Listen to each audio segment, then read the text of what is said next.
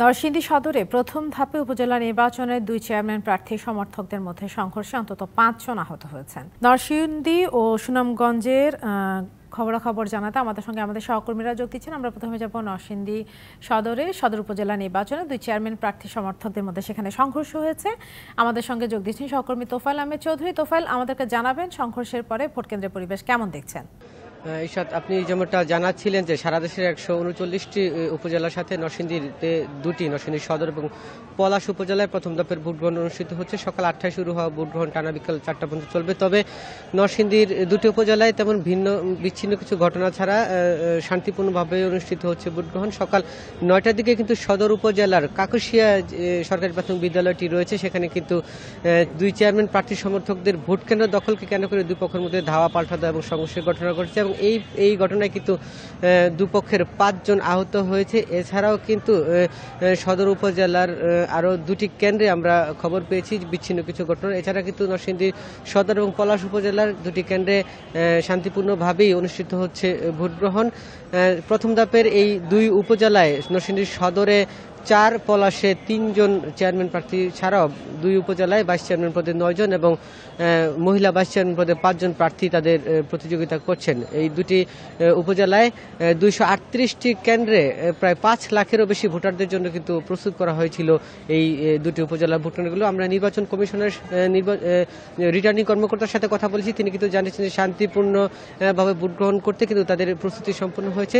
এরপরে দু একটা বিচ্ছিন্ন ঘটনা ছাড়া কিন্তু এখনো পর্যন্ত শান্তিপূর্ণভাবে নরসিংদী সদর এবং পলাশ উপজেলার উপজেলা পরিষদ নির্বাচনের ভোট গ্রহণ চলছে। তো আমরা পরবর্তী সময় চেষ্টা করব কোথাও ঘটনার খবর থাকে সেখান থেকে জানার জন্য। তো ইশাত, এই ছিল নরসিংদী থেকে সর্বশেষ। ধন্যবাদ তোফায়েল আহমেদ।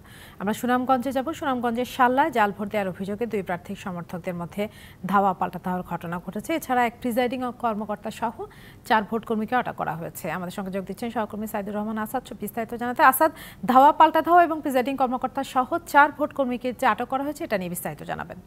আপনি যেমনটি বলছিলেন, শাল্লায় গতকাল রাতে ২৪ ভোট কেন্দ্রের পাশের একটি ভোট কেন্দ্রের একজন সহকারী প্রিজাইডিং অফিসার সহ ৪ জনকে আটক করা হয়েছে একজন নির্দিষ্ট প্রার্থীর পক্ষে প্রচারণা চালানোর অভিযোগে।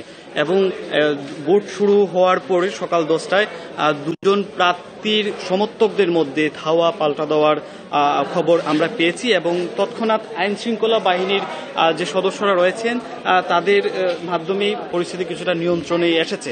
তো আমি যদি সার্বিক পরিস্থিতি বলি, সুনামগঞ্জ হাওড় এলাকা এবং এই এলাকার সুনামগঞ্জের দুটি উপজেলায় আজকে উপজেলা পরিষদ নির্বাচন অনুষ্ঠিত হচ্ছে এবং এইখানে কিন্তু সকাল থেকে আমরা দেখেছি ভোটারদের উপস্থিতি কিছুটা কম। আমরা স্থানীয়দের সঙ্গে কথা বলেছি, তারা বলছেন এখন বৈশাখ মাস কৃষানীরা হাওড়ে কাজ করছেন, কৃষকরা হাওড়ের কাজ সেরে তারপর ভোট কেন্দ্রে তারা আসছেন, এজন্য কিছুটা বিলম্ব হচ্ছে এবং যারা নারী ভোটাররা রয়েছে তারা সংসারের কাজ এবং বাড়ির কাজ কিছুটা গুছিয়ে তারপর ভোট কেন্দ্রে আসছেন। আমি যে কেন্দ্রে এখন দাঁড়িয়ে আছি সেই কেন্দ্রে মোট ২৮০০ ভোটার রয়েছেন। এর মধ্যে এখন পর্যন্ত ৫০০-র অধিক ভোটার তাদের ভোট প্রয়োগ করতে পেরেছেন। তবে প্রিজাইডিং অফিসার জানিয়েছেন বেলা বাড়ার সঙ্গে সঙ্গে এইখানে যে ভোটার যে পরিস্থিতি সেইটা কিছুটা বাড়বে।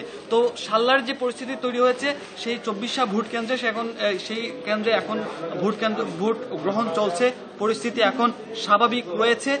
এই ছিল ইসরাত আমাদের যে দিরাই শাল্লা উপজেলা পরিষদের নির্বাচনের সর্বশেষ খবর। ধন্যবাদ সাইদুর রহমান আসাদ।